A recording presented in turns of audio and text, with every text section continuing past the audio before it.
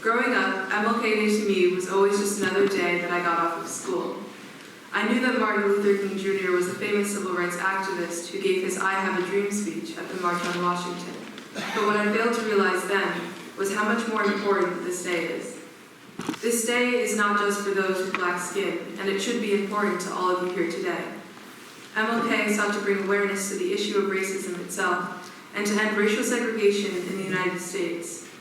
Not only did he fight for the true freedom of African Americans in the United States, but he fought for the equality of all. No one man is more important than the next. MLK led through service. He was involved in the ending of the laws that upheld racial segregation on public transportation in Montgomery, Alabama. MLK led by doing. You don't need to be MLK to mirror his ideology of service leadership. There are many ways, even in your daily lives on campus, that you can be a leader while serving others.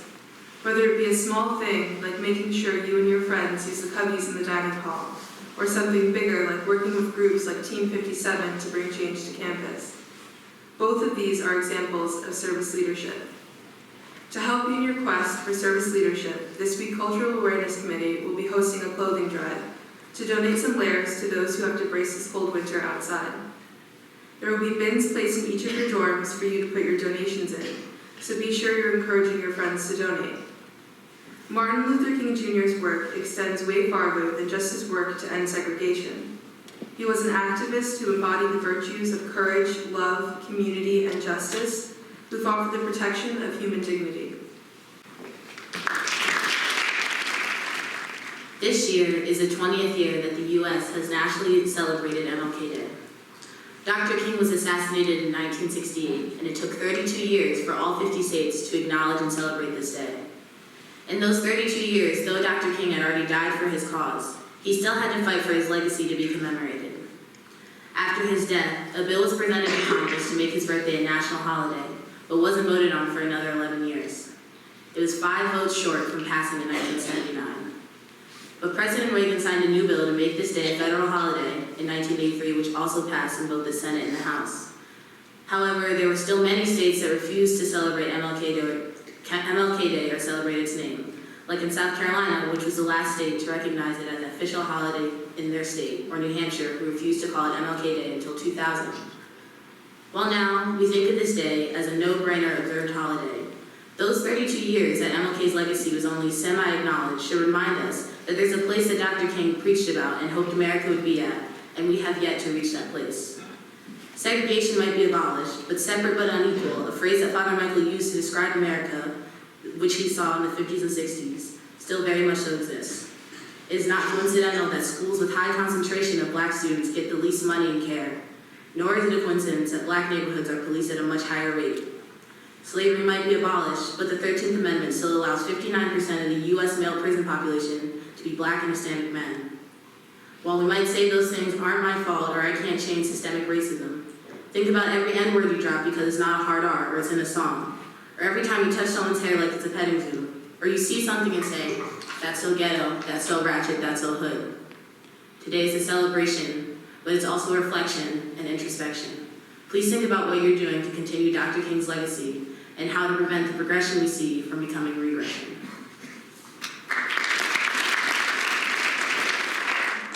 We are now going to watch the end of a documentary called King in the Wilderness, which is about the life and legacy of MLK. Please be aware that there may be some graphic scenes in the film.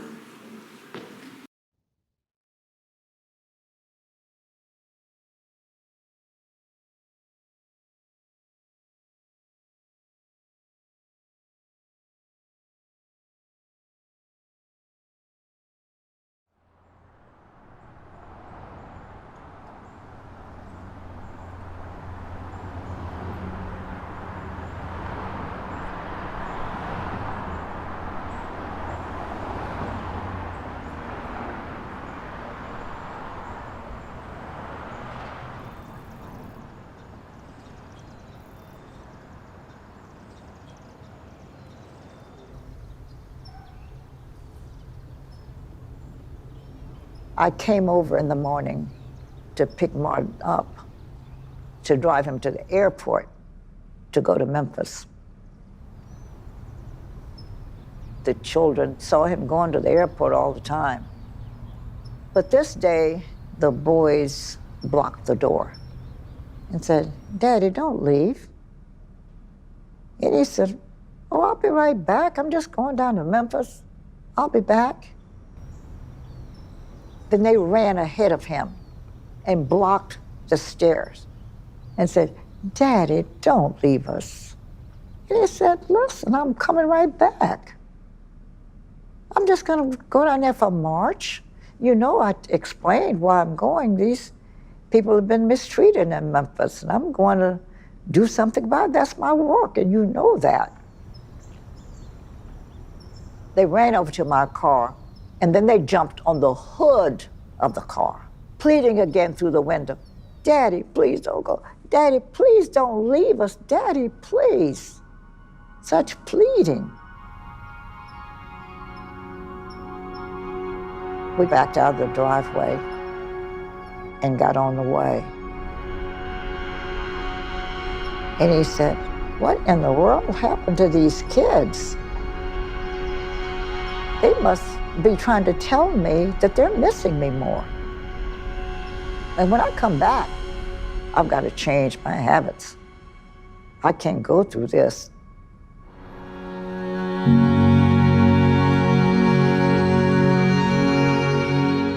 I watched the transformation take place from the man that I met in the first instance to the man he became in the end.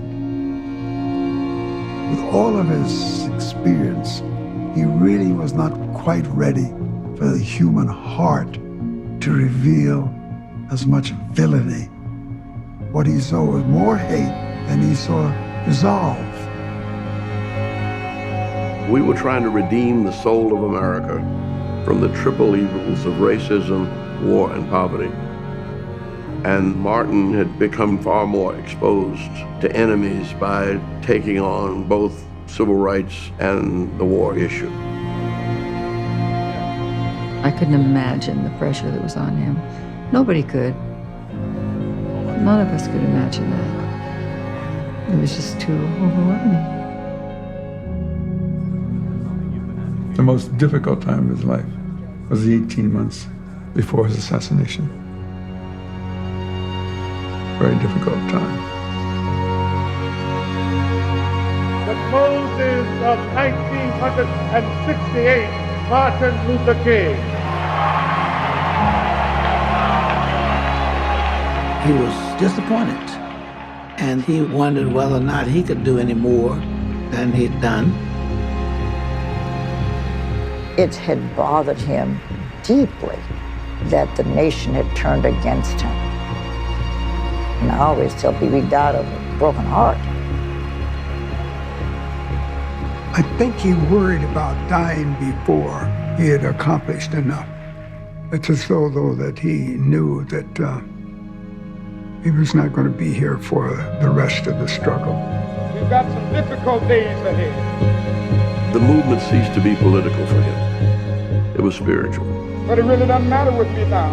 He said, "We have wandered in the wilderness of separate but equal, and we're about to move into the promised land of creative integration. And I don't know whether I'll get there, but my people will get to the promised land." Mine eyes have seen the glory of the coming of the Lord.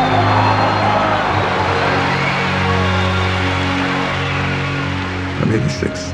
And you know, there's an African proverb that says, if the surviving lions don't tell their stories, the hunters will get all the credit.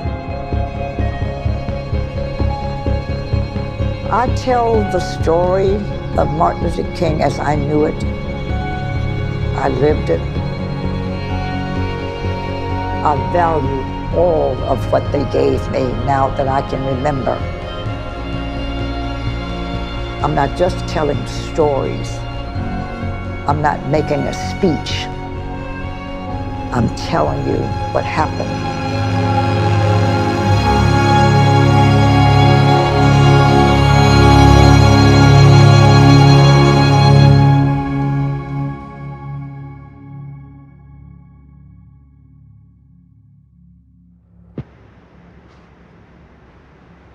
Speak. Civil rights, King, Van Oker, roll 20, sound 36.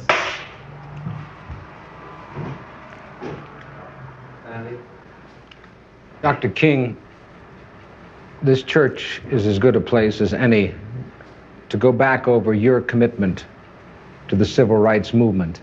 When you went to Montgomery, Alabama and started the bus boycotts there, what was the philosophy of the civil rights movement as you saw it then, more than 10 years ago? Well, I would say then the philosophy was that we must go all out to use legal and nonviolent methods to gain full citizenship rights for the Negro people of our country. And that particular struggle centered on breaking down all of the barriers of legal segregation. That period was a great period of hope for me. And I'm sure for many others, many of the Negroes who had about lost hope, saw a solid decade of progress in the South. And I think we are in a new era, a new phase of the struggle, where we have moved from a struggle for decency, which characterized our struggle for 10 or 12 years, to a struggle for genuine equality. Because there are three evils in our nation. It's not only racism, but economic exploitation of poverty would be one, and then militarism. And I think in a sense, and in a very real sense, these three are tied inextricably together, and we aren't going to get rid of one without getting rid of the other. When you stood that August day in 1963 on the steps of the Lincoln Memorial, and you said, "I had a dream," did that dream envision a war in Asia and in the ghettos of the North? No, I didn't envision that then. In 1963, to be in the March on Washington, it meant a great deal. It was a high moment, a great watershed moment. But I must confess that that dream that I had that day has at many points turned into a nightmare.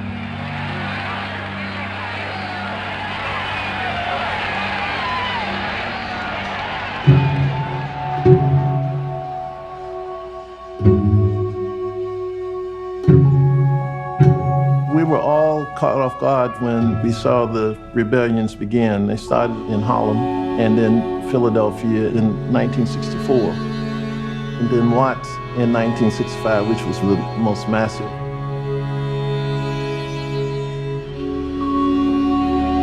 Martin called me early in the morning saying that there's a riot in Watts. We've got to go to Los Angeles.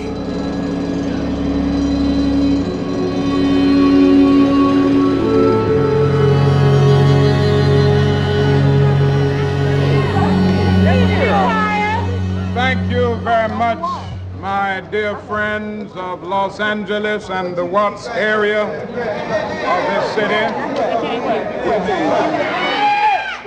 Now, I live approximately 2,500 miles from here.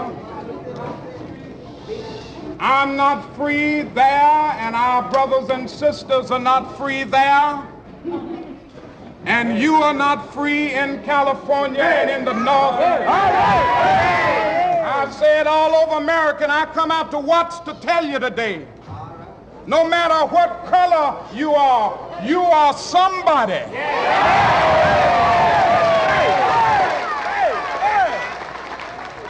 And all over the United States of America,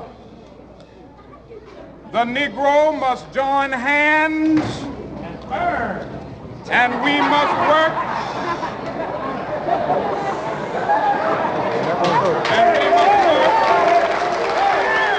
Dr. King said that the ride became the language of the unheard. You all know my philosophy. You all know that I believe firmly in nonviolence, or maybe some of you don't quite agree with this. Nonviolence is more than a tactic. It is one of those immutable principles that you cannot deviate from if you're going to be able to redeem the soul of America. The issues in Watts and in the North were far more complex than black and white as they had been in the South.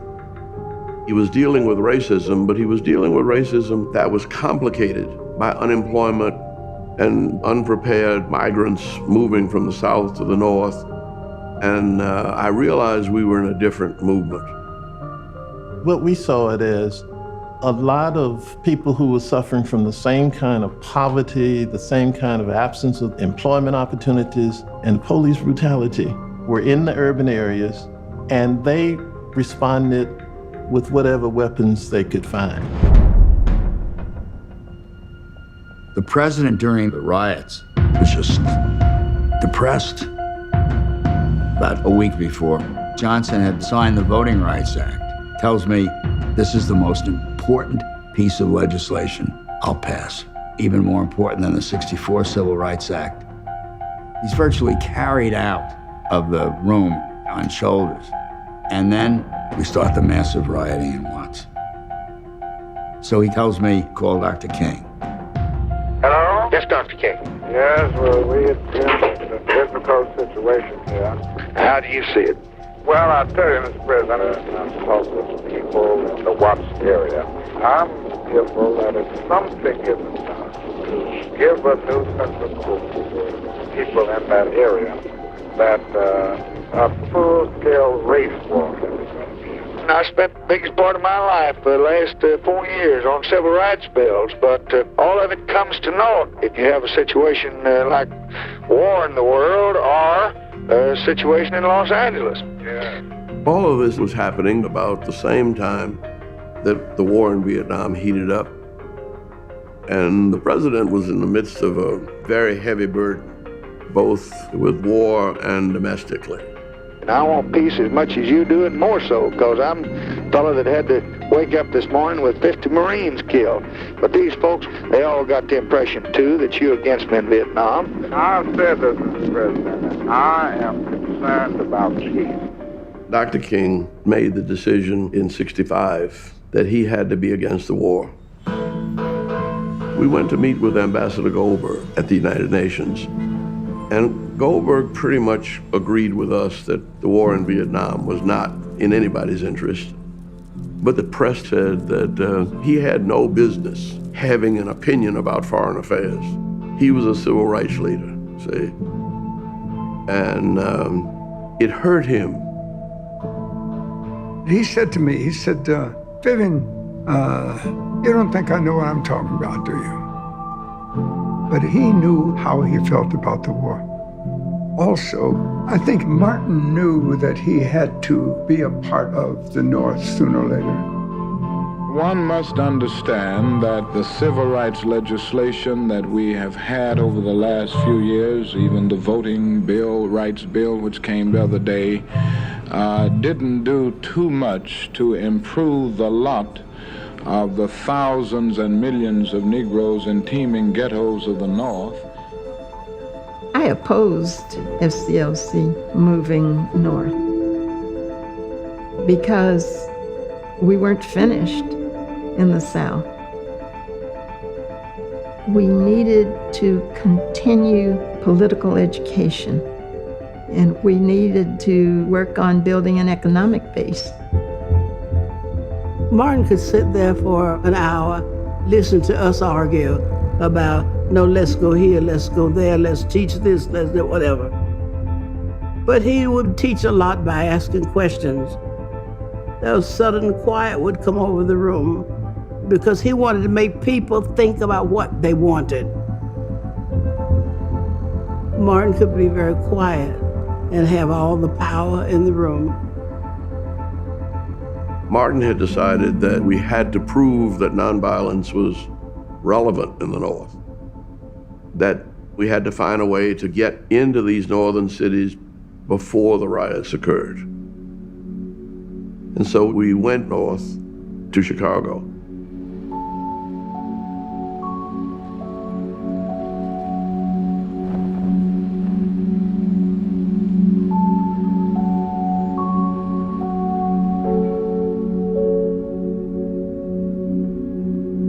I do not know that everything that Martin said or did, he was quite prepared for.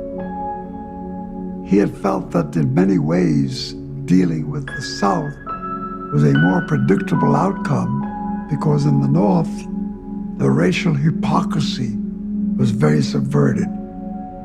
It gave the appearance of being not like the South.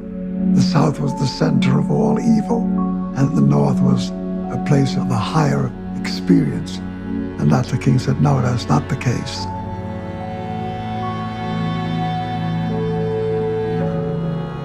We moved into an apartment on 16th and Hamlin. It was a walk-up apartment with no lights, no heat, and it took quite an adjustment. I never got scared in the South.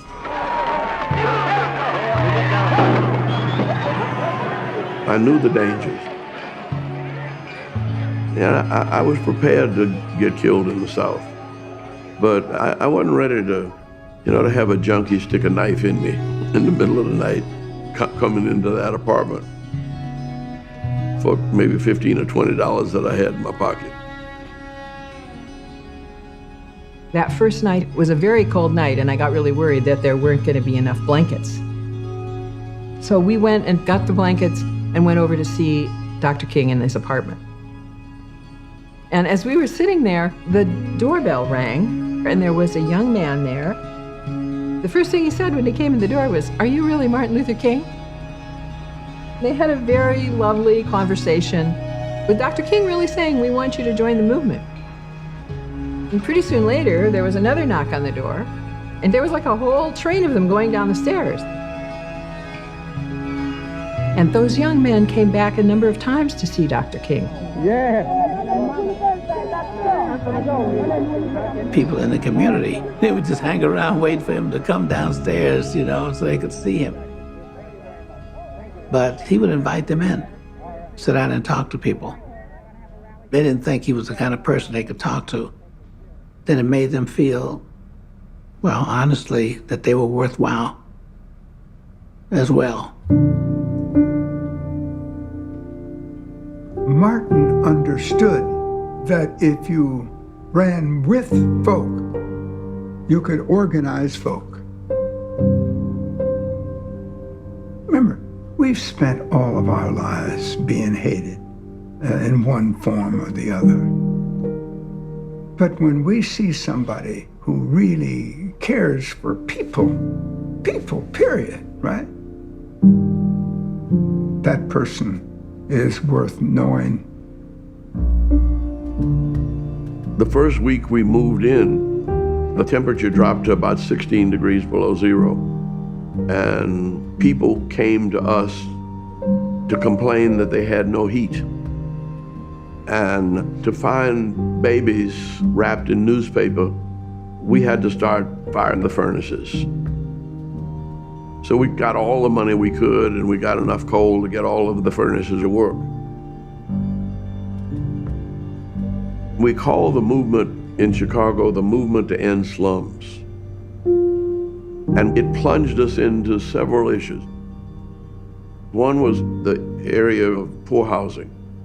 The other was the area of quality education and also unemployment. I feel like we know more about our problem than Dr. King because we live here. What would you suggest that he do, Reverend Mitchell? I would suggest when they come down to our city, you should get the hell out of here. So the first time we ran into stiff black resistance. We'd never met that in Montgomery, Birmingham, or Selma before. That was different. A lot of the ministers were part of the patronage system. Mayor Daley's patronage system was one where people's jobs were handed out based on the number of votes that they could produce. They called it the Daley machine. Martin had anxiety because, as he put it, we don't want to flunk. We don't want to fail in our projects. We met regularly with Mayor Daley, and we disagreed because we were challenging the way Chicago was structured. I think we're beginning to crystallize some of the problems and understand what we might do to begin to make some changes. Does it mean demonstrations too, possibly? Yes, it would mean demonstrations, but I think just when it would mean demonstrations, we wouldn't be able to say. At the same time, we were still being pulled back to the South, and James Meredith decided to have a march in Mississippi.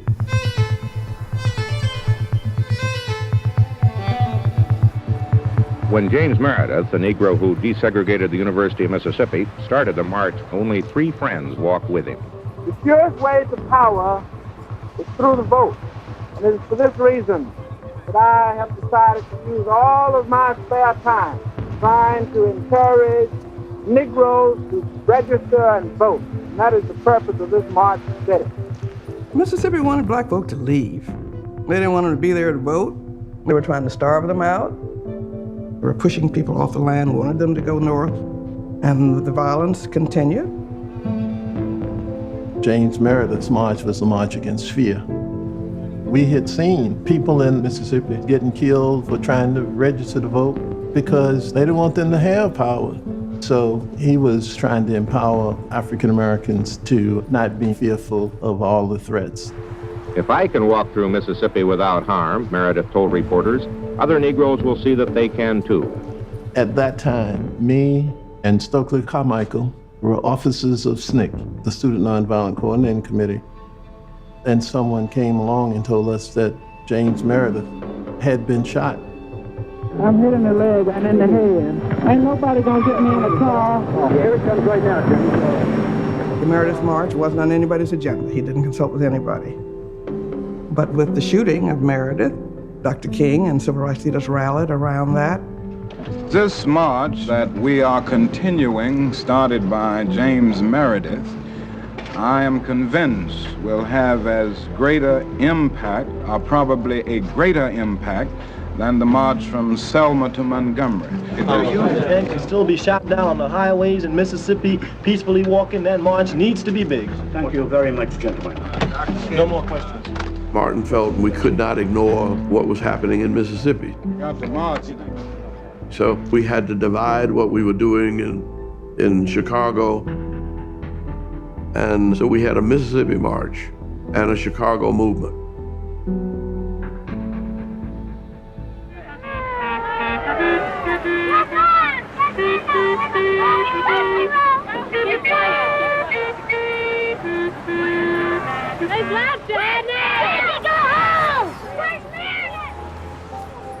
From the moment that the civil rights leaders rushed in to continue James Meredith's march, there's been a struggle to see whose philosophy would guide the steps.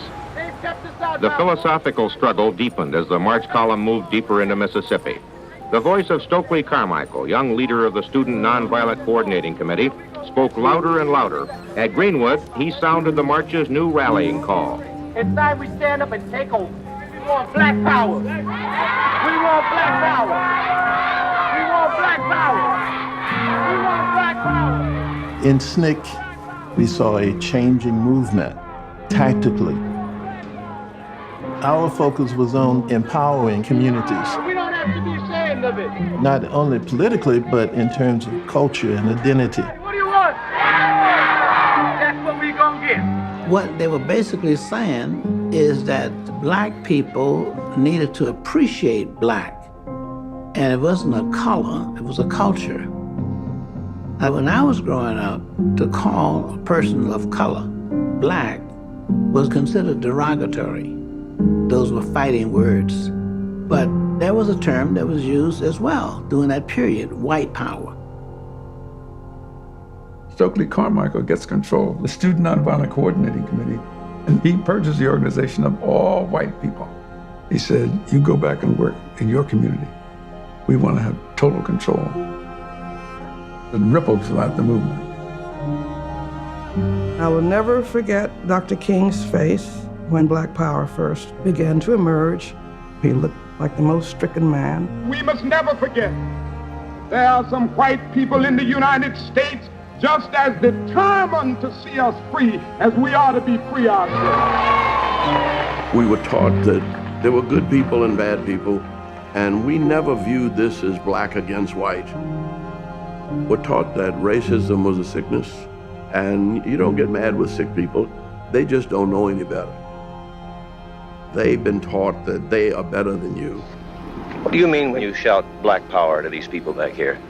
I mean that they are oppressed because they are black, And their rallying cry must be black power, so that they can use that to ensure justice for themselves. Martin's very uncomfortable, but he knows that he has to be there to support the courage of Stokely Carmichael without supporting the message or the form of the message.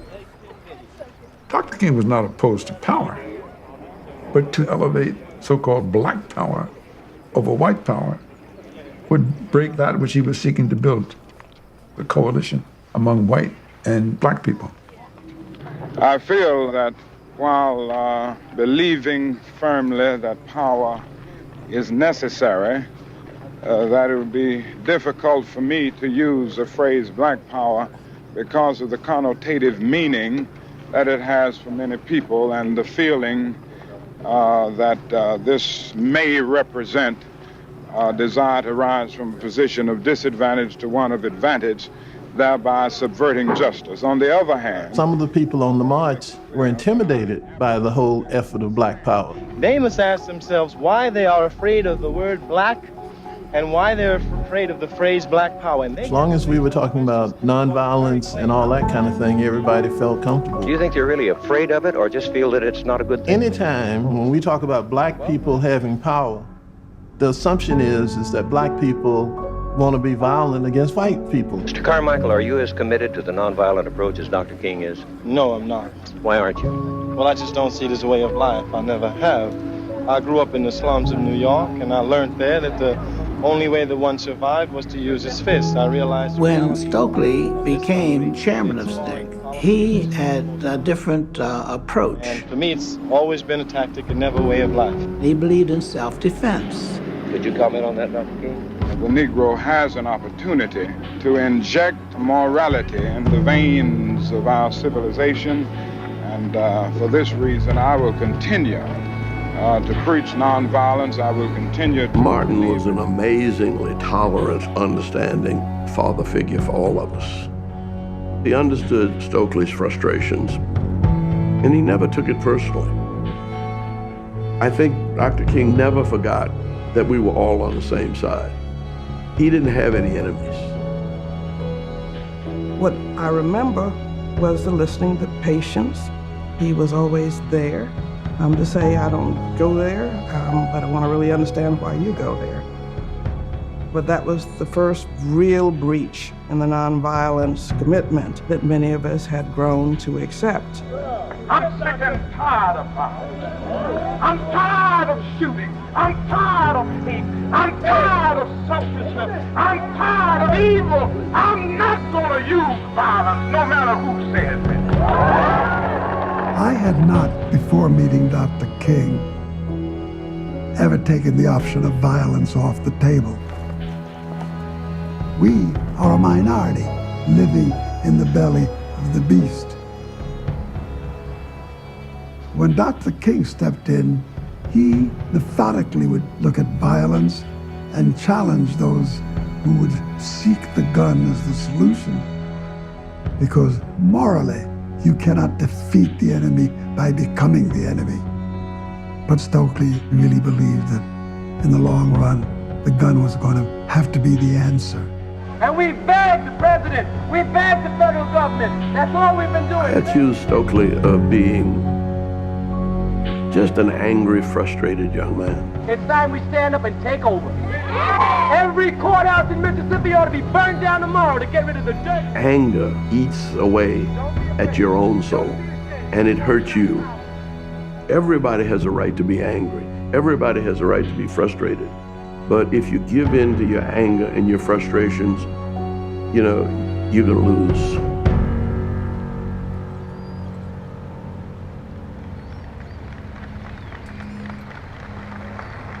This day, we must commit ourselves to make any sacrifice necessary to change Chicago this day. That summer of '66 did feel like a very turbulent time. We must avoid the error of building a distrust with all white people.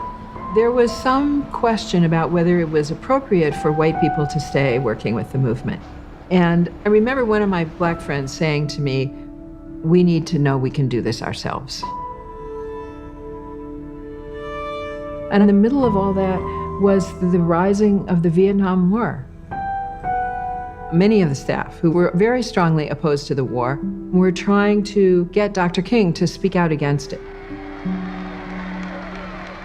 Martin was now being pulled back into the war issue by the student left. And so you had almost three things coming together in Chicago, pulling the same leadership in different directions.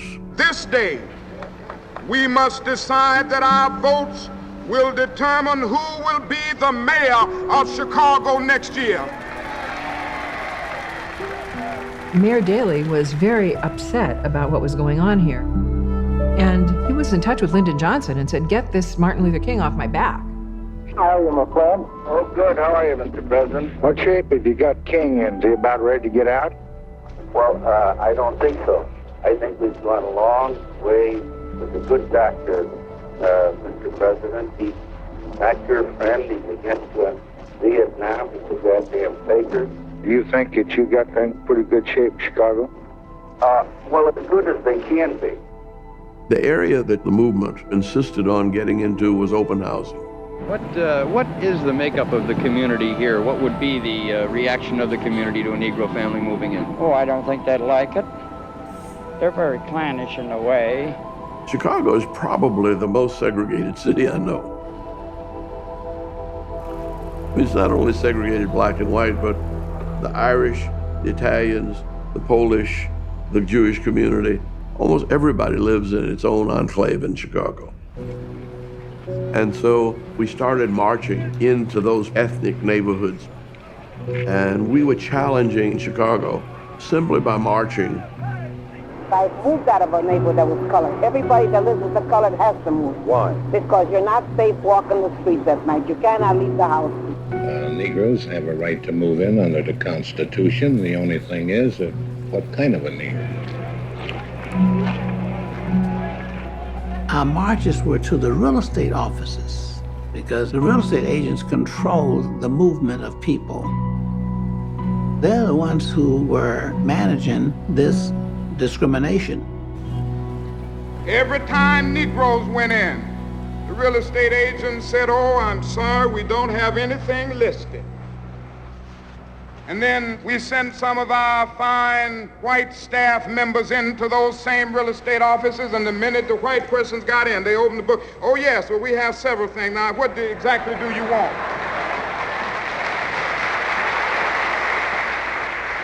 Something is going to happen as a result of this, and I'm not losing faith. I still have faith in the future. Communist! Communist! Move it back! Move it back! Move it back! I remember marching through Gage Park.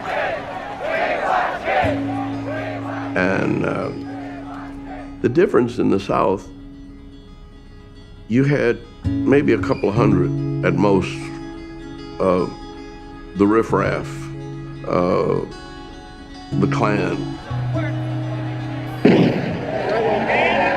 But in Chicago, it was 10,000.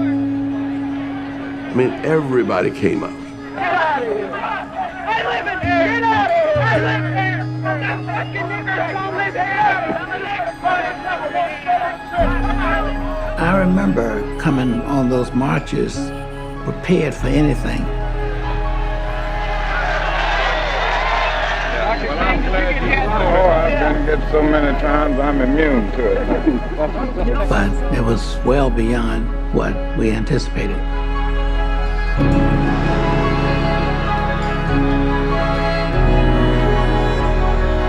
Dr. King, the superintendent of police of Chicago, said that your civil rights tactics have aroused hatred among Chicago white residents and are hampering the Negro's progress. There is no doubt about the fact that there are many latent hostilities existing within certain white groups in the North. And these latent hostilities have come out in the open, and I don't think you can blame the civil rights movement for that. Certainly no one would blame a physician for using his instruments and his know-how to reveal to a patient that he has cancer. Now, we have only revealed in Chicago that there is a blatant social hate-filled cancer. And what we are trying to get rid of is hate. Nonviolence had the power to pull the worst fever out of them and show our moral strength. They had the stick we had the bow. I remember this one young lady came up to Dr. King just spitting in his face, calling him all kinds of names. And he said, you know, you're much too beautiful to be so mean. What are we supposed to do? Why don't you go home and act like adult people? And when we came back through there, she came out of the crowd again and went up to him and said, I'm sorry. I never should have been so rude. The nonviolent approach is radical. Radical enough to believe that under the worst conditions, there's hope. It's radical enough to believe that people who display some of the most insensitive kind of attitudes can be changed. The ultimate goal is to win your opponents over. So you had to psychologically disarm them. You confront your opponent, and you look your opponent in the eye so they will not see you as a target, but as a human being. So you are forcing your humanity on them.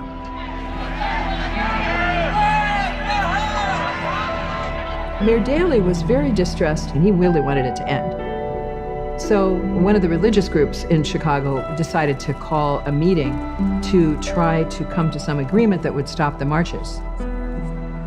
Through the democratic process of discussion around the conference table, an agreement has been reached unanimously, and I think all of Chicago will be indebted to them. Thank you very much.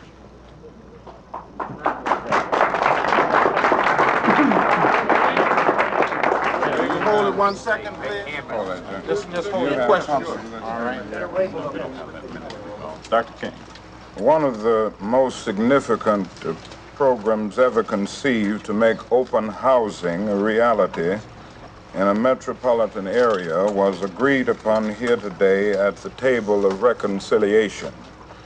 Therefore, the Chicago Freedom Movement hereby agrees to halt neighborhood marches and demonstrations in Chicago on the issue of open housing, so long as these pledged programs are being carried out. Dr. King, you say you're satisfied, but you don't sound too happy about what's happened in there, are you? Well, I don't know what you mean. What do you mean? You don't seem like you really are happy. Well, I'm a very honest man, and I wouldn't say on this paper something that I don't believe. I think that this is a very significant step forward. I'm not happy about the total problem that we face in the United States of America. I always have to look at the ultimate, and in terms of the ultimate, we are still a long, long way from our goal. The staff was really disappointed. We did not get a definitive statement from them that discrimination in housing will end in Chicago. But one of the things that Andrew Young said was, sometimes you only win half a loaf, and then you have to keep pushing for the rest of it. The extent that there were successes that came later, Dr. King didn't get to see that.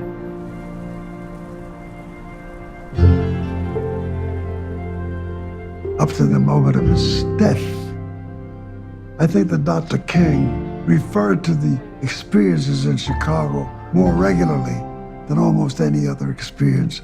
I think Chicago was a huge awakening for him. He saw that the movement now is reflective more of the truth of what America was about than just what he had experienced in the South. Martin said to me, Clarence, I've seen some hate-filled eyes in mobs in Mississippi and Alabama. He said, but the hate I saw in Illinois was was equal or greater to any of the hate I seen in Mississippi. It was really shaking. When we left Chicago, I remember his bouts with conscience. He was very depressed that he hadn't been more forceful in his nonviolence.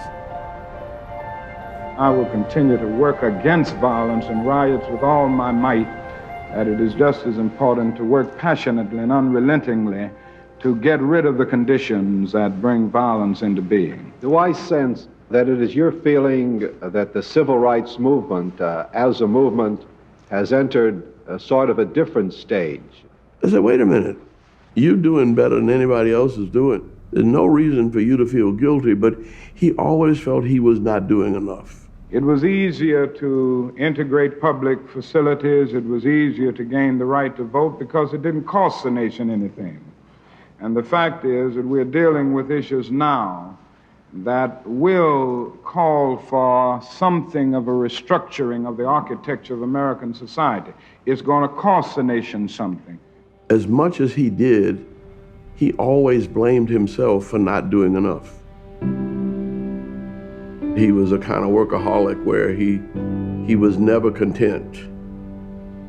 He was driven by a kind of a need for perfection.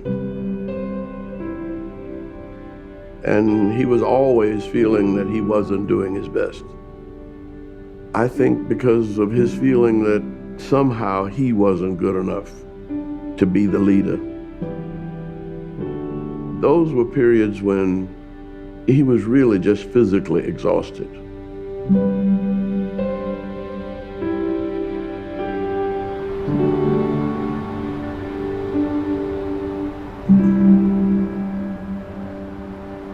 Dr. King came to New York with great regularity, and whenever he was here on quiet time, he often stayed at our home. And we also made sure that his space was filled with the things that brought him pleasure, including his favorite drink, Bristol cream sherry.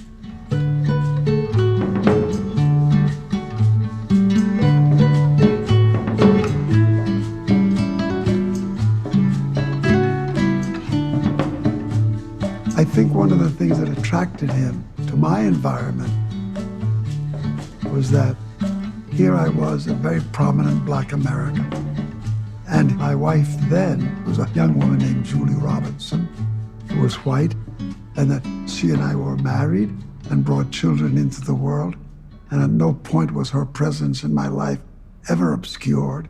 And Dr. King watched the environment around me accept that and treated us with a lot of kindness and respect.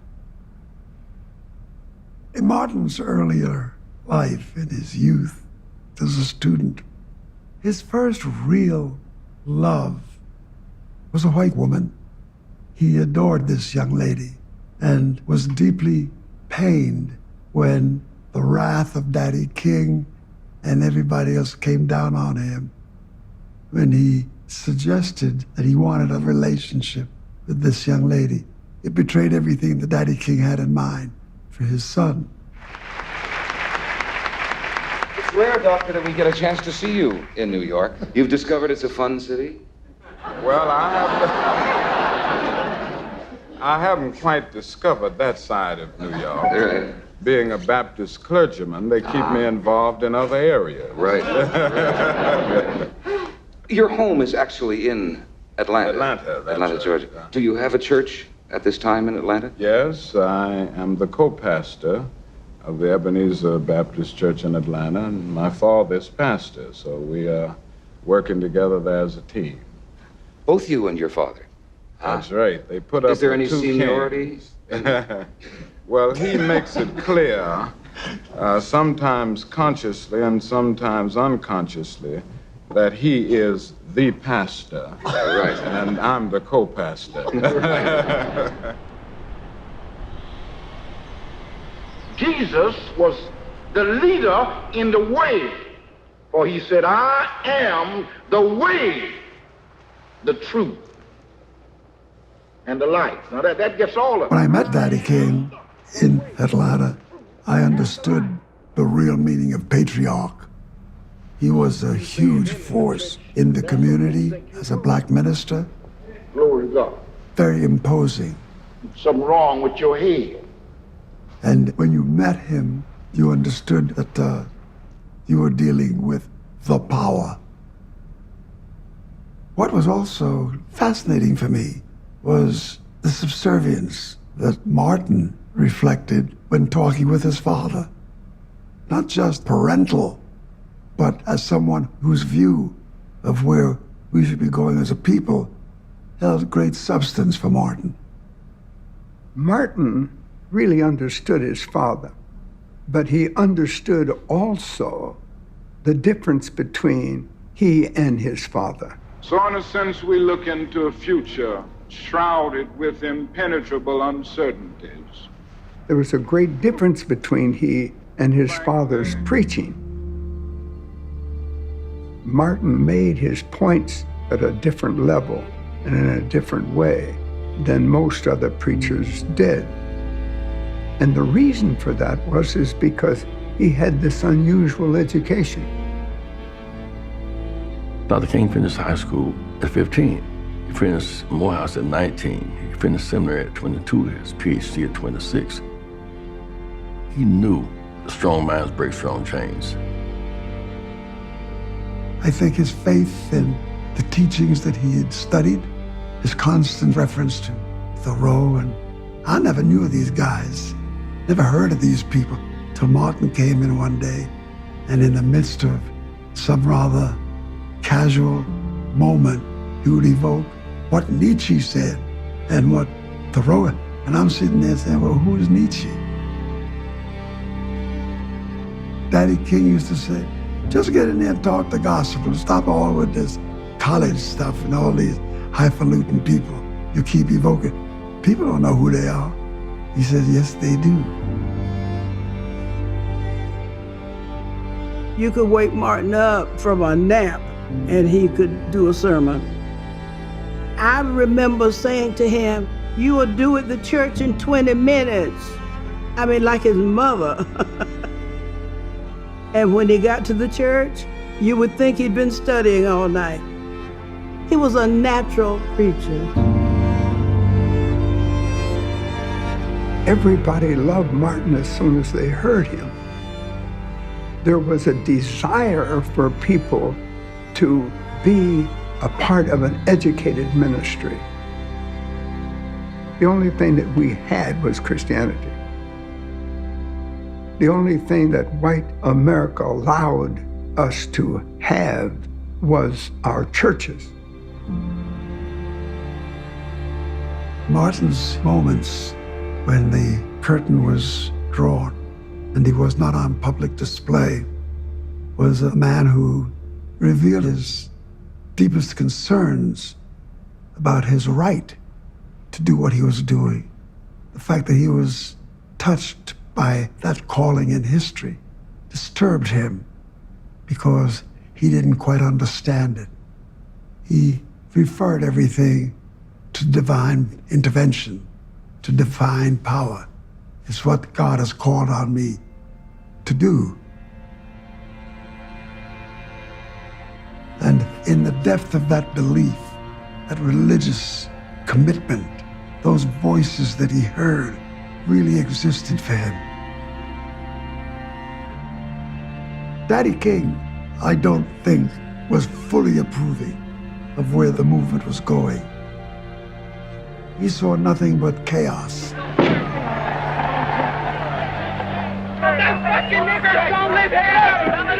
He saw nothing but rage.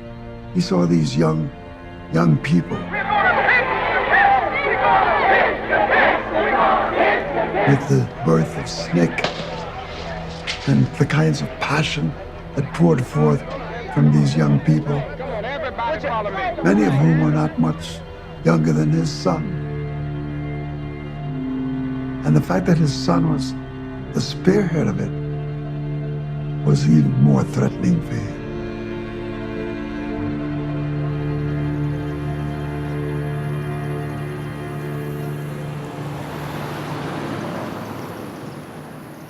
Dr. King asked me and Stokely to come over and have dinner at his house, that he just wanted to talk.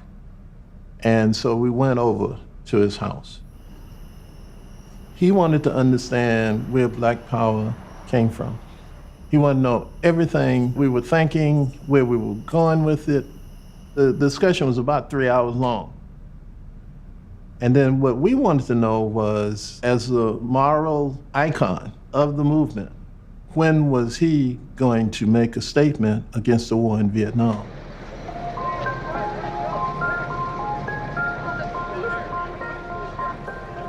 The leaders of the peace movement were reaching out to Dr. King and wanted him to get more actively and publicly involved. But I resisted because my initial reaction was I felt that they were trying to appropriate the legitimacy they didn't have. Hey, hey, LBJ! LBJ kills today! Hey, hey, LBJ! Politically, we had to be very cautious about whether or not we wanted to publicly criticize what could be described as having been the greatest president for civil rights since Abraham Lincoln. This is after the Civil Rights Act of 1964, the Voting Rights Act of 1965. And here we're going to publicly excoriate and criticize the man without whose leadership none of this would have been possible. The anti-war movement was a new constituency for us. There was a spiritual connectivity that we were comfortable with, and we understood their positions. They wanted to emulate our tactics, but there were radical elements of violence and anti-American discussion, and we didn't want him taking his moral position into an extreme left environment with kids who were kind of anti-American, who were communists, who were burning American flags. And we could not control that.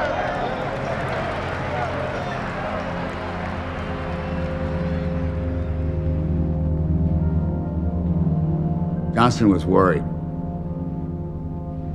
because communists were on the other side on the war. And over the years, the FBI was constantly investigating King and citing one or two of his associates who they said were communists. He was afraid that the FBI would leak it, that Hoover would really get King branded as a communist, and it would build up an enormous backlash. For a long period of time, every conversation was wiretapped secretly by the FBI, and the contents of the conversations written down, transcribed verbatim, and put in files marked top secret. And a top agent of the FBI said that Martin Luther King Jr. is the most dangerous and most powerful Negro in America. In 1964, they were bugging Dr. King, and they also picked up his sexual activity. Hoover would send these memos out. The memos would be all about King's life. I mean, they were obviously designed to destroy this guy. I think J. Edgar Hoover hated, despised Dr. King. Hoover just was one of these people with an immense amount of power who abused that power. He used information improperly. He was singularly arrogant about his position. And underlying it had this feeling of superiority to people of color. And I said they should take that son of a bitch's name off the building, because he was the antithesis of what you want in a democracy.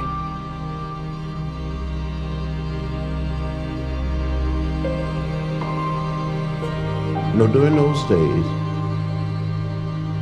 we assumed that we all were being wiretapped or spied on. But I think the people who made the recordings were really sick. Everything the FBI was doing to hurt us made us question whether this country was so sick that it couldn't be saved. We were never running a program of personal piety. We were running a program of social and political and economic justice. And it's while we are yet sinners that Christ died for us. And it's one of the things that makes it possible for us to understand the difficulties and weaknesses in other people, is that we're aware of them in ourselves. I think it's very important for us to see that you can go on doing the good works and have slipped and fallen, or gotten drunk or womanized or whatever. But since we have no idea how his struggle felt, we don't have any room to criticize it. Martin Luther King Jr. was a human being, and he was imperfect. He was conflicted by traveling so much and may not have felt that he was being the best father or husband that he could be. But his love for his family was unchallengeable. When I met Martin, I had, unfortunately, a stereotype impression of a minister. Piety is good, but I think is a kind of a false piety, which I don't like. And he was just a human being, very, very warm and very down to earth, and just different. Coretta believed in his cause so much that she was willing to pay the price. And she tried hard to have him spend as much time with the children as could, because he wasn't home that much. Well, pass your plate this way. When he was home, she insisted that he have dinner with the children. Daddy, you're not talking. I'm too hungry, Mother. I'm so hungry, I'm busy with this dinner. I guess this was one of the most frustrating aspects of my life. The great demands that come as a result of my involvement in the struggle for justice and peace, it's just impossible to carry out the responsibilities of a father and husband when you have these kinds of demands. But fortunately, I have a most understanding wife. Now, this leads me to ask you, did you educate Mrs. King to become equal to you in terms of sharing this burden, or did you research her before your marriage to see that she had the potential for this? Or? I wish I could say, and to satisfy my masculine ego, that I led her down this path, but I must say we went down together, because she was as actively involved and concerned when we met as she is now. Mrs. King, are you taking part in this demonstration as an individual or as a wife? Well, I'm taking part as an individual and a wife. I'm both. Martin Luther King wrestled with coming out publicly, taking a stand against the war in Vietnam. But Mrs. King was involved in the anti-war movement long before. So she had a lot of influence on Martin Luther King. Comes to that conclusion. I come to express my own personal witness for the cause of peace. And in the civil rights struggle, if we win all of the rights and privileges that we are fighting for and have no world in which to exercise these, then there is really no need for our efforts. I decided that I would leave it to my wife to take the stands and make the meetings on the peace issue. But I came to the conclusion that I could no longer be a silent onlooker, but that in some real way I had to be an involved and concerned participant. Andy Young called me. I was the executive director of the group that wanted to stop the war and engage the religious community to help do that. So Andy proposed that Dr. King give a speech in New York, and Dr. King decided to make a full-blown statement. So I said, well, what about Riverside Church? because I think place makes a big difference.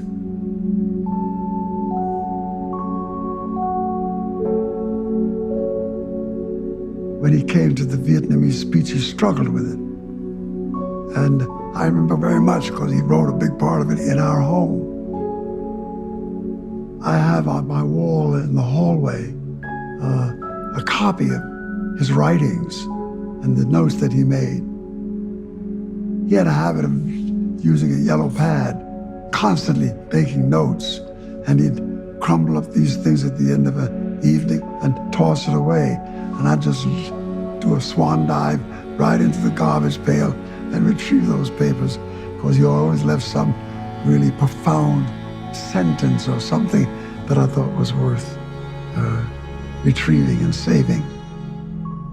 Dr. King knew where his heart was, but he also knew the criticism and the splits that would happen the moment he said anything against the war in Vietnam. And of course, he did.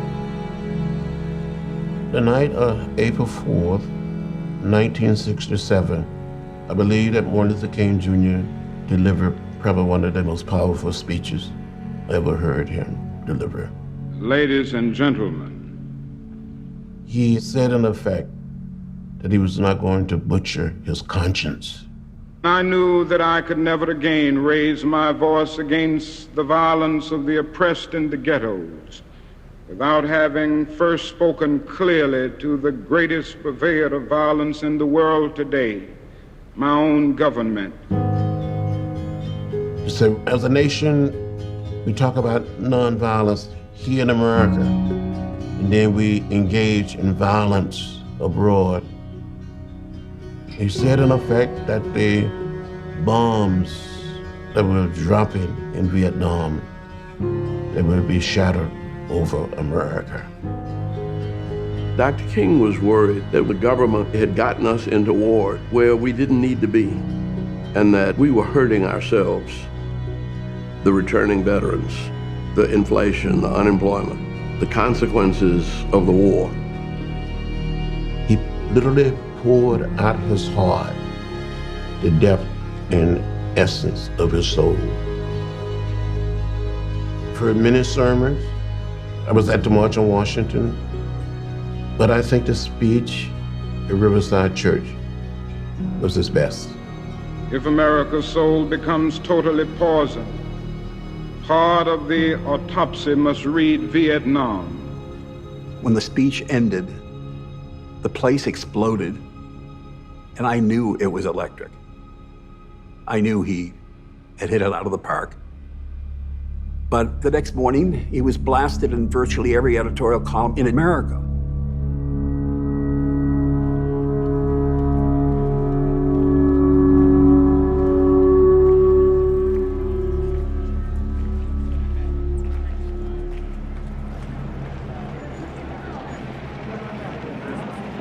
Some of us didn't want him to be that hard in the speech, but he said, I'm trapped by my own, beliefs.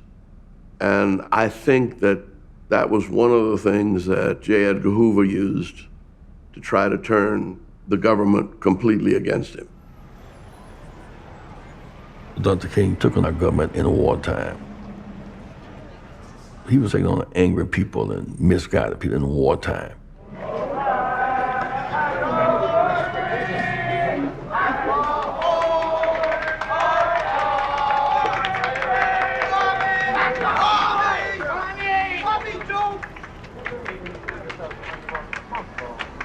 Stick with civil rights! Leave the war to the generals! Back to Hanoi! He said, many of my friends are turning on me, many of my Morehouse friends, my classmates. Preachers have said I can't come in their pulpits because we shouldn't be engaged in the war. He said, you expect your enemies to disagree with you. What I didn't understand is how our friends would leave me. They stopped giving. They stopped calling. They stopped caring. And he was devastated.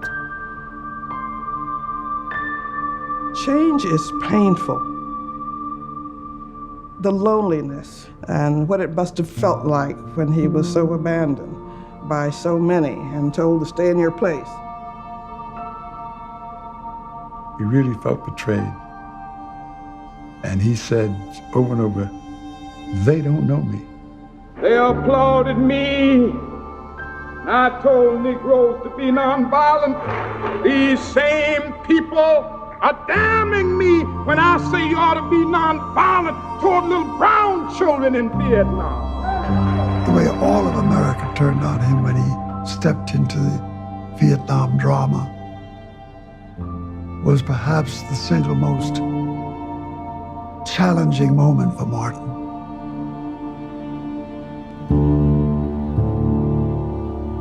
Martin went through very difficult emotional times in 1967. He had a doctor in New York, and I remember sitting with Dr. Logan, and he generally felt that the state of Martin's emotional health was such that he maybe should seek some kind of third-party independent psychiatric counseling. And I look at Dr. Logan, and I said, that's not going to happen. And I was very blunt, and I said, if not within 24 hours, within 24 days, the FBI would find out, and everything that Martin King said to that psychiatrist would be immediately in the FBI files. They can't take that chance.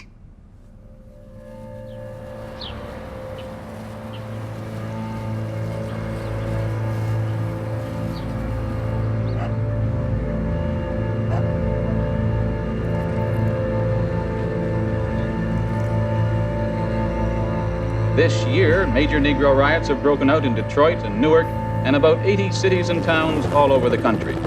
Already it's become the worst crisis in the country since the Civil War. The despair is deep. The bitterness is wide in the ghettos of our nation. I will continue to raise my voice with all of my might against riots, because I know that black rioting can mean black suicide. Don't point that gun at me! Don't point it, wait a minute, don't put that gun at me! What must be said is that our nation's summers of riots are caused by our nation's winters of delay. Pillage, looting, murder, and arson have nothing to do with civil rights. We will not tolerate lawlessness. You're gonna sit in front of your television set and listen to LBJ tell you that violence never accomplishes anything, my fellow Americans.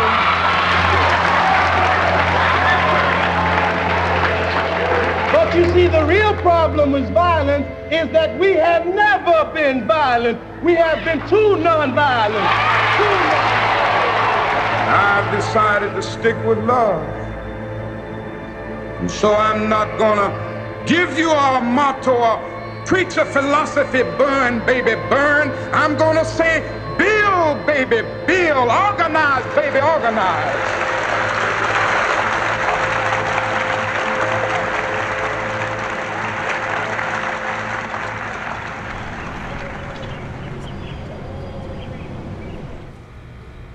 Martin Luther King called me from Atlanta, and he said to me very directly, I need you to come on down here now, because this may be my last campaign, and we're going for broke.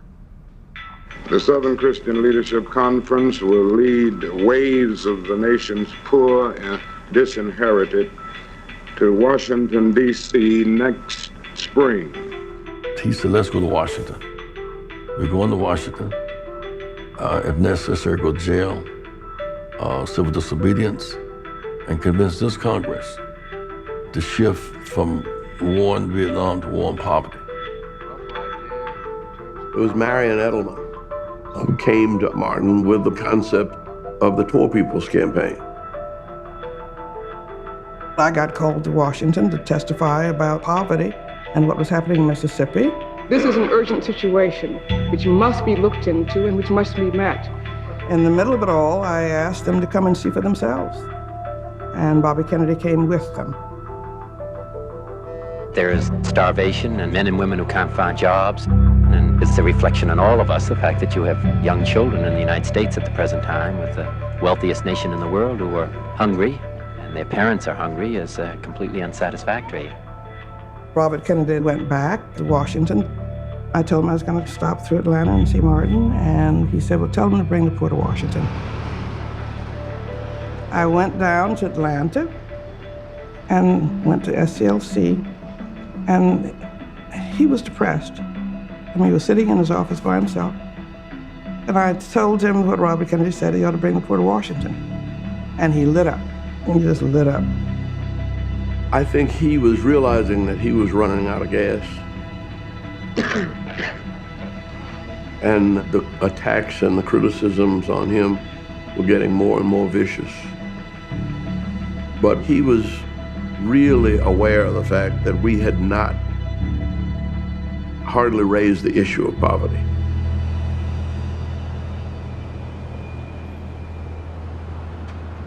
We have to do it for our own sense of dignity, our own self-respect, our own determination. But we can't do it if we don't give our all to it.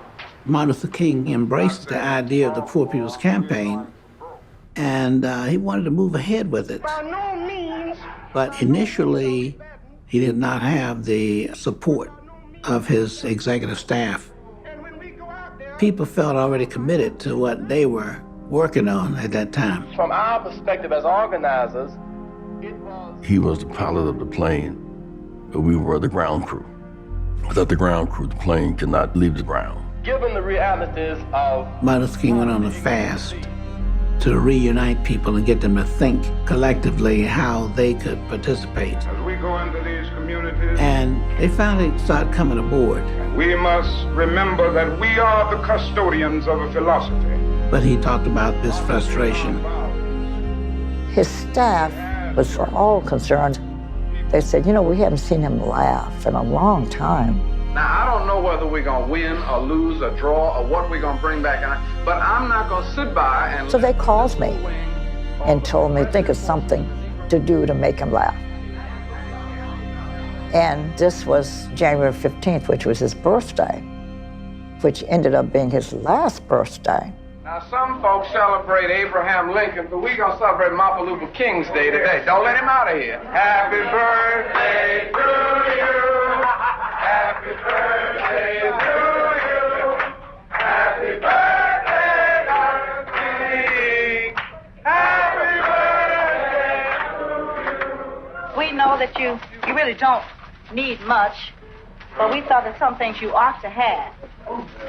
So we searched around, and knowing what's coming up for you, we thought you'd be strung out on a shoestring, so when you go to jail, here's some shoestring potatoes. And we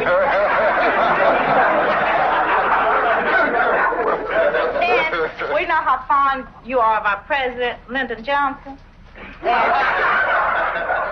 And we know how you're supporting everything. I got this little cup for you, and I want this back because it's mine. And it says, let me read. It says, we are cooperating with Lyndon Johnson's war on poverty.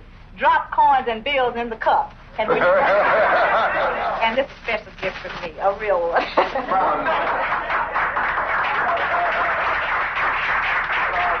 I don't think anyone possessed the capacity for humor, both in receiving it and responding joyously, as Dr. King.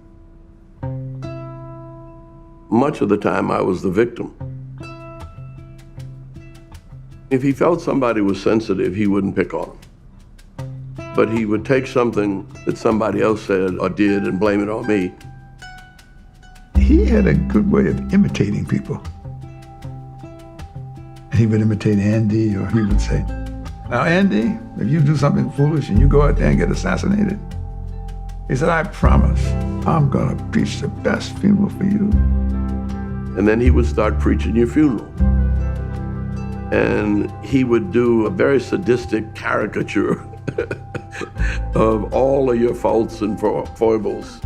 and things that you would never want said about you in public. And he'd weave it into a sermon, and quite often he'd have a similar demon from the Bible who had the same problems. And by the time he got through, he had everybody laughing at what was a life and death situation, mostly his life. That was a way of externalizing the fact that he had to somehow talk about the elephant in the room that we all had to live with. Martin joked about it because there wasn't any other way to be. Dr. King, do you fear for your life? Not really. I face the fact that something can happen to my life.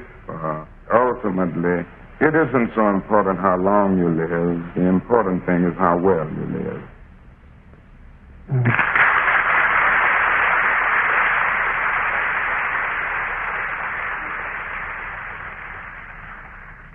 Dr. King's expression of his anxiety about this whole world in which he found himself was not unfounded.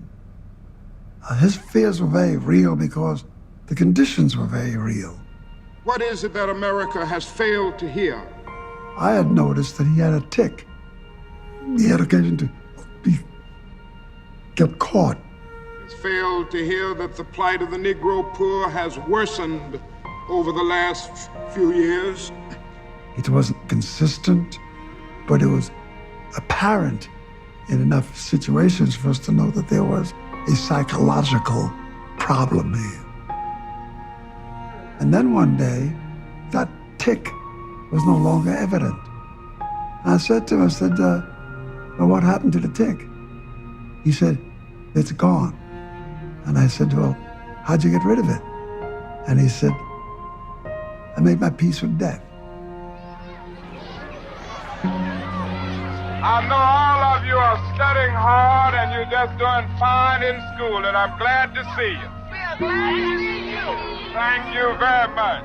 I think he always knew that each and everything he did could be the last thing that he did. And he used to say that if you're really going to be free, you have to overcome the love of wealth and the fear of death. You all just took off from school, huh? He was prepared to die, but he was also determined that his death and his life would have meaning. And I think that's what he was wrestling with Vietnam and Chicago. Tell Jose and Ralph to rush on. And the Poor People's Campaign. Hello, give me some. Where we stopping? Where we stopping? Where we stopping? Where we stopping?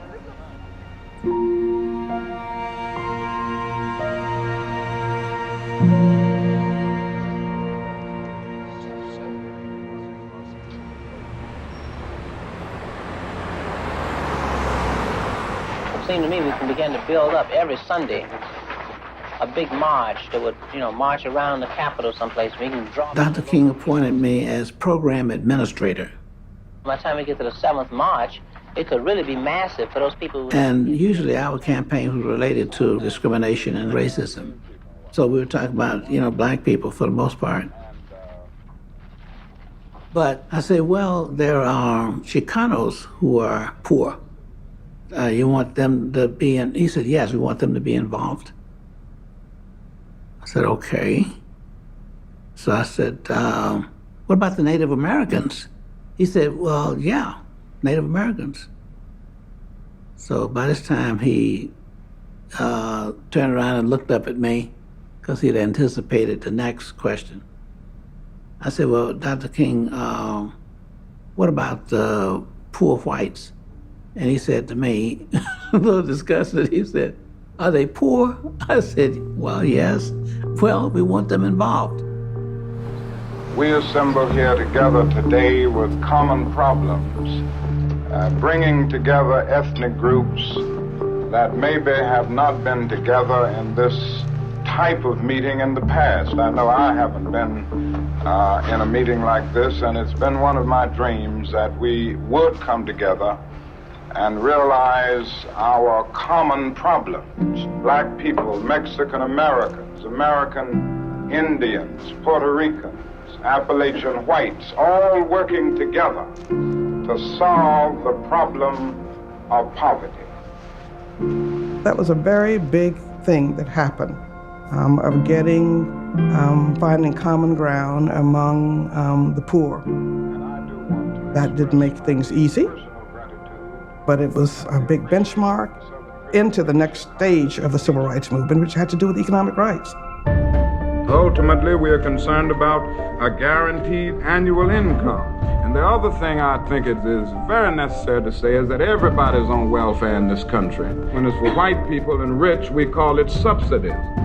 Suburbia was built by federally subsidized credits and the highways and expressways that take people out there. So I think we've got to see that when it comes to poor people, we call it welfare, handouts, doles, but when it comes to rich people, we call it subsidies. And it's the same thing, it's all welfare.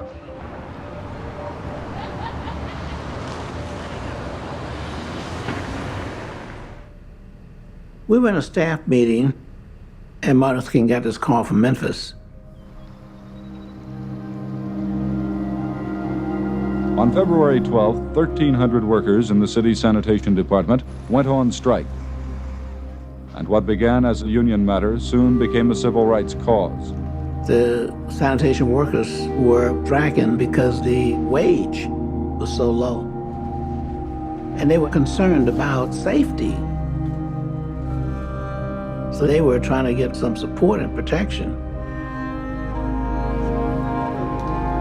One of the most powerful things that you see during that time is all of the garbage workers had these sandwich board signs that said, "I am a man." That was saying, we want to be treated with dignity. With the strike deadlocked, behind the leadership of Negro ministers, the marches grew larger and the ministers reveled in the new unity. When Martin Luther King got the call, he said he had to go. He said, "You guys stay and continue working on the Poor People's Campaign." We did not want him to go to Memphis at all. But he got up at 6 o'clock in the morning. And he said, "I'm gonna catch this flight to Memphis."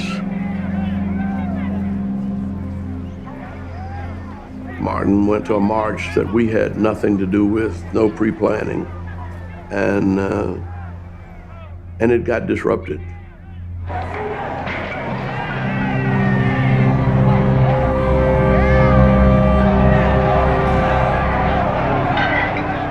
There were some young men outside of the garbage workers who took the wooden sticks that had held some of the "I am a man" signs together and used them to smash windows. When the march degenerated into a riot, abandoned by its leaders, the police, with my full sanction, took the necessary action to protect the lives and property of the citizens of Memphis. We urge you to return to your homes immediately for your own safety. Why didn't you check out the situation in Memphis with your staff before you came in, especially since it's in the midst of a very touchy sanitation strike? Well, I would be honest enough to say that I was completely caught with a miscalculation. What steps have you taken to avert new violence in Memphis? Well, we're going to take those steps, and we're not going to stop here. We are going to have in Memphis a massive, non-violent demonstration, and we're going to do it in the next few days. And we're going to take the steps that we've taken in every other situation. We are going to take the steps of uniting this community. Non-violence can be as contagious as violence. In between the first march and our going back to Memphis, Martin gave us a good cussing out about not being supportive of him. And it was the only time I saw him angry at the whole staff. He cussed us out, got up and walked out. And we went behind him trying to reassure him But he just went on off. Dr. King said, I feel so alone. He was frustrated. He was full of pain. And I understand that pain now. He said, I pondered, maybe I should quit now. Maybe I've done as much as I could do. I thought it was wrong to take on another movement in the state we were in. We were tired, and we knew he was tired.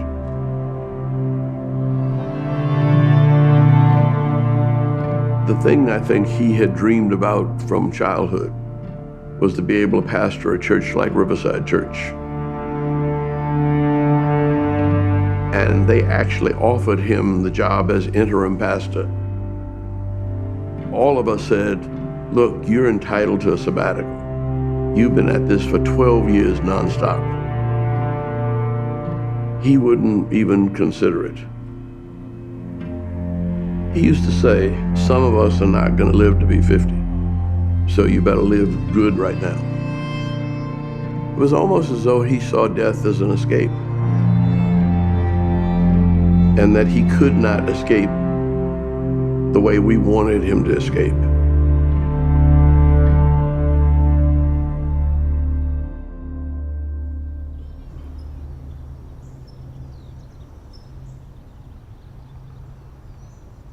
Before Dr. King left to go to Memphis, we all had dinner together at their home.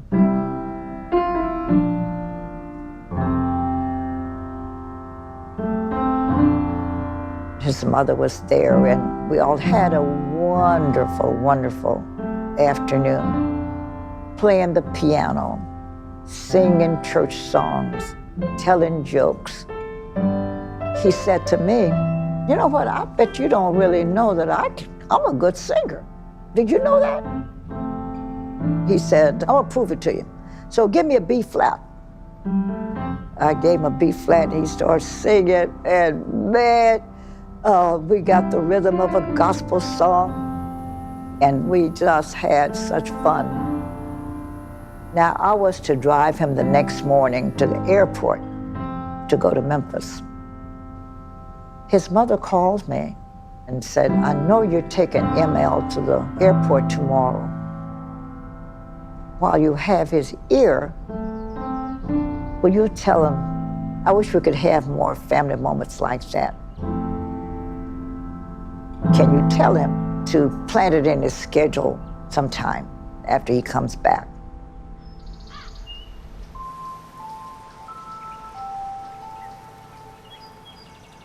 After the march that broke out in violence, we all went to Memphis for two reasons: to support the sanitation workers' march so it would be nonviolent, but also to continue our discussion of the Poor People's Campaign. That night, there was a mass meeting at Mason Temple Church, and Martin Luther King was scheduled to go and speak, but it was pouring down raining. Dr. King had stayed in the room most of the day. He said, I have a headache, I don't feel like going. But Jen said, will you go? So we went over there and we walked in the door. Church was about 3/4 full and people cheering. You could sense they were expecting him. Martin Luther King is already in his pajamas in bed. And we were working on a press statement for Washington, D.C. We went down the side of the church and called him on the pay telephone. Said, Martin, come just for a few minutes. You don't have to stay long. Said, they're so ready for you. I could only hear one side of the call, but Martin Luther King said, now, are you telling me that you want me to get up out of my bed and take off my pajamas and get dressed and come out in the pouring down rain, okay, to speak at this meeting? So obviously the answer on the other side said yes. The Moses of 1968, Martin Luther King.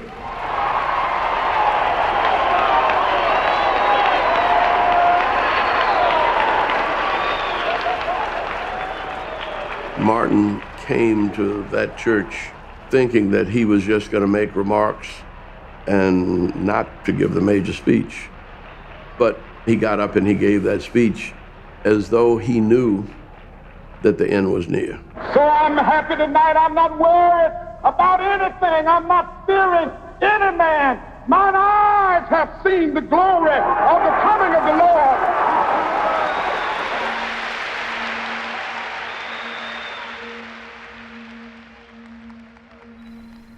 The next morning, we were working on the press statement for the Poor People's Campaign.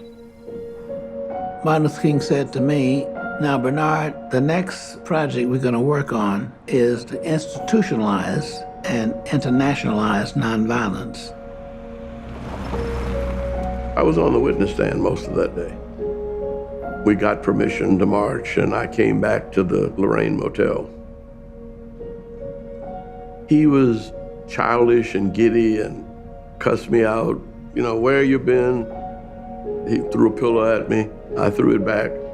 But everybody else picked up pillows, and it was like a bunch of 10-year-olds. And just about that time, Billy Kyles knocked on the door and said, "You all will do it in my house by 6 o'clock. My wife's got dinner waiting." And so he jumped up and went upstairs to put on a shirt and tie. I was coming across the courtyard, and from the balcony, Dr. King said, "Genze, you don't even have on a tie." So I said, "Dr. King, a prerequisite for eating is an appetite." He said, "You're crazy." We laughed. He was just extremely relaxed and comfortable and playful. It was the happiest I had seen him in a long time. We'd been laughing and playing, and he said, "Stop!" And then he raised up, the bullet hit him right here. It severed his tie. I got up and went running toward him, but he was non-responsive. So I got up and went and called Mrs. King. It's a long 10 steps to take from where he was to that phone. I said, "Miss King," I said, "Dr. King been shot. I think he's been shot in the shoulder. I think you should come." I really couldn't say what I saw. It was like too much to say. It's like, I just couldn't say that. Couldn't say that.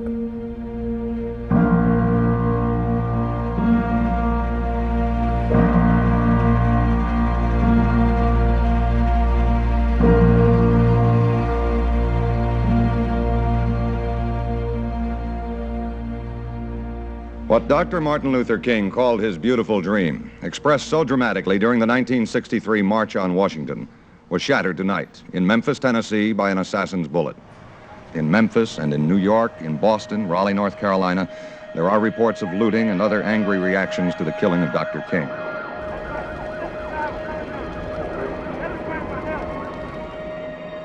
It was awful. My first thought was to go out and tell children not to loot and not to riot and ruin their lives. And this little boy, about 12, looked me straight in the eye and said, "Lady, what future? I ain't got no future. I ain't got nothing to lose." I was in Sarasota, Florida with my parents, and we see this happening on the television. And the first thing out of my mother's mouth was, "He deserved it. He was a rabble-rouser."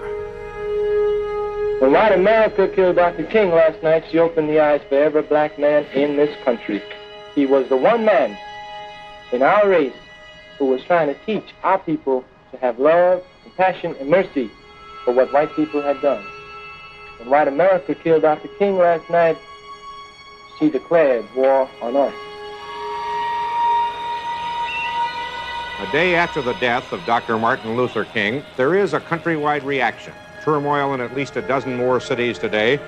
Washington, Chicago, Detroit, Boston, New York. These are just a few of the cities in which the Negro anguish over Dr. King's murder, presumably by a white man, expressed itself in violent destruction. The assassination and its aftermath temporarily pushed aside the president's plans to pursue his new Vietnam peace effort as he put in a busy day at the White House. I think of all the ups and downs and all the turmoil and the tragedies that occurred in those years, I never saw Johnson sadder about an event than he was at the assassination of King. And he said to me, give me a draft letter to the speaker. You know, we're gonna get one thing out of this awful event. We're gonna get our fair housing bill.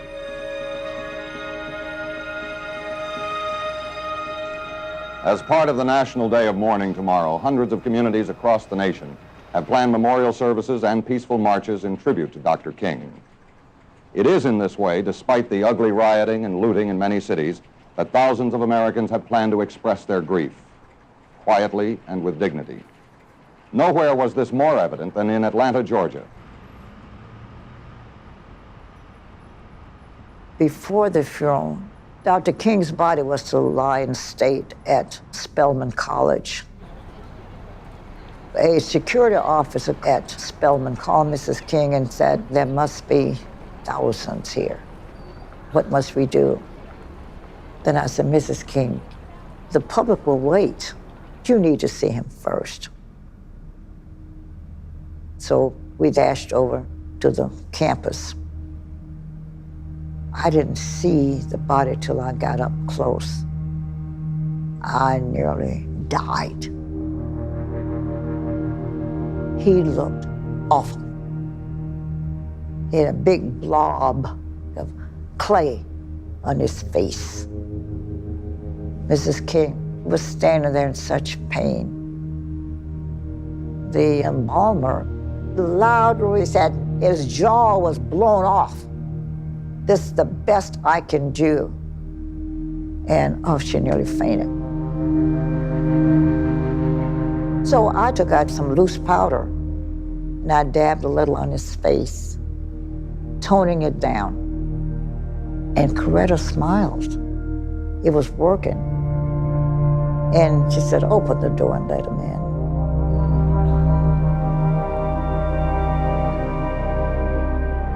Martin Luther King chose the best person possible as a wife. And her stamina gave the country and the world relief because everybody were just crashing over this man's untimely death. A man who lived for and died for goodness now ends up like this. I would have preferred to be alone at this time with my children. We were always willing to share Martin Luther King with the world because he was a symbol of the finest man is capable of being. Yet to us, he was a father and a husband. I am surprised and pleased at the success of his teaching. For our children say calmly, Daddy is not dead. He may be physically dead, but his spirit will never die.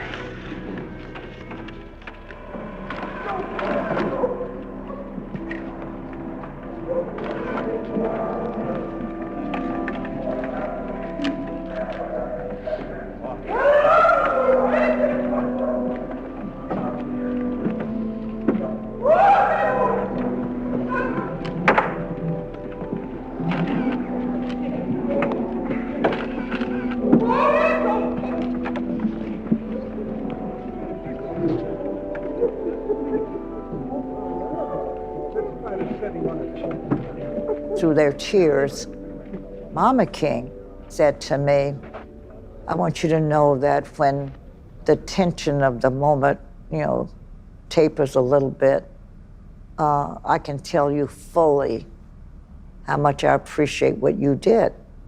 And I said, what I do? She said, well, you told Martin what I said, that I wanted him to spend more time with me. She said, he called me. And she thinks that she was one of the last persons he talked to. And she said, I know I'm gonna feel good about that one of these days. I got a call that Mrs. Kennedy would like very much to pay her respects to Mrs. King. It was the day of the funeral. And Mrs. Kennedy walks over to Mrs. King. The now two widows embrace and they hold one another.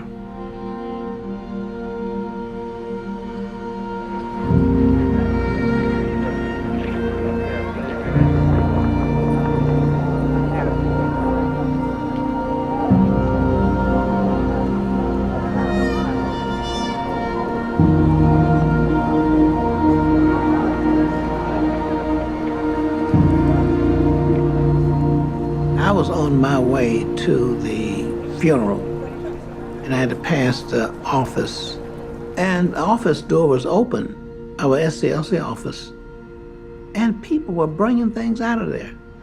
We gather here this morning in one of the darkest hours for Martin Luther King, sent forth as a Moses in the wilderness of this sick nation of ours. I went across the street over there, and sure enough, it was a test of our nonviolence. These people were taking things off the wall and off the desk and everything else. And I had to calm them down because they were frantic and they were wailing and moaning and groaning. So we're not like thieves. They were people who had felt they had lost Martin Luther King, and they were just trying to find something they could hold on to that Martin Luther King perhaps had touched. But I missed the funeral.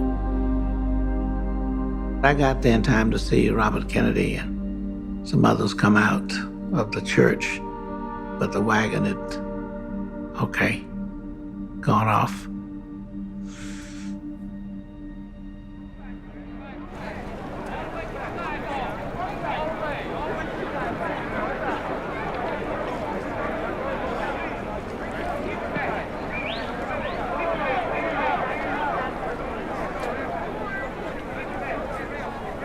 There's been a lot of historical tragedies that give us time to reflect on much that has been lost to us in the cruelty of the issues of race. None more profoundly robbed me of an important part of what I thought my life would be than when Martin was murdered. His death was not just a great loss historically, but in a deep personal sense, I lost a friend. The cemetery is too small for his spirit. The grave is too narrow for his soul.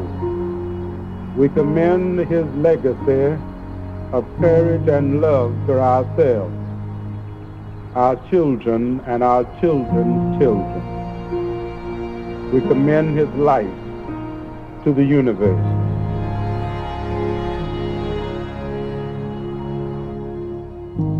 My first reaction was to be mad with him. You got us in all this hell, now you going to heaven and leaving us in hell. Why don't you take us with you? But I was panicked to know how we followed. And we were not able to stay together without him. And the movement began to fragment.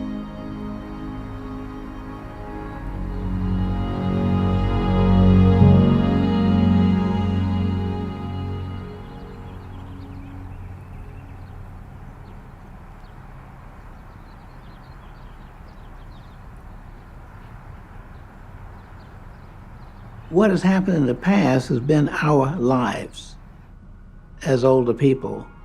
We've gone through those different periods, and we have suffered, and we have also made some progress. But this is what our lives were about. The question is the next generation. Because it's not what you have gained, it's what you can maintain. Martin Luther King went to the blackboard and taught us nonviolence. But nonviolence is not confined to any historical period. He speaks to this generation clearly. as if he's in yesterday's morning paper. His strategies, his philosophy, his worldview remain real today. He wanted a future world that was changed because of our nonviolent struggles. He wanted his life to be remembered by making the nation realize that nonviolence is what we must, in the end, have. I think people discovered only after his death that he was more radical than they actually knew. I don't think he wanted us to take anything other than all that we deserve. And that's what radicalism, in the best sense, is about. Using the power that you have to help transform the society for the better. With Martin Luther King, we have the holiday and we talk about how wonderful he was. But we really should develop his work. It's our responsibility, everybody's responsibility. There are 300 million of us, and social change is the job of each of us. When you see something that is not right, not fair, not just, you have a moral obligation and a mandate to do something, to say something, to speak up, to speak out. He is issuing as much of a call to us today as he was calling to us in 1968. And I hope we will hear that call and finish the next phase of his movement. He talked about the importance of keep going forward. And he said, if you can't fly, you drive. If you can't drive, you run. If you can't run, you walk. If you can't walk, you crawl. But keep moving forward. From 1956 until April 4th, 1968, Martin Luther King Jr. may have done more to achieve political, social, economic justice than any other person in the journey of American history. The problems we have that Martin lived for are still with us. And the complexity of good and evil in this world is going to always be with us. I don't know that anybody struggled with it any more or did any better than Martin King in my lifetime. He always said, we've come a long, long way, but we still got a long way to go. And somewhere, wherever Martin is, he's struggling beyond this place in time and space. Well, I never like to discuss Martin Luther King's influence.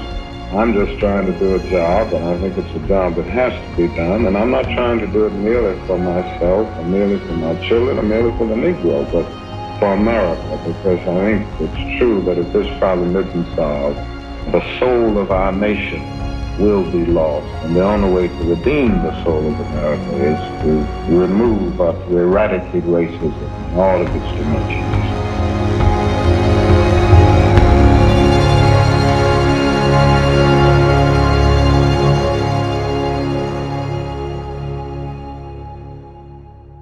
Martin Luther King was a great man who dedicated his whole life for his community. He was also an active leader and a great spokesperson that not only served his people, but also humanity. It is our duty to continue to live out his mission and make this world a better place. If any of you are interested in joining the Cultural Awareness Committee, please email Mr. C. Also, tonight in the RLH at 6, there will be a showing of Selma, which goes into depth about MLK's work in Alabama. Thank you for listening, and you are all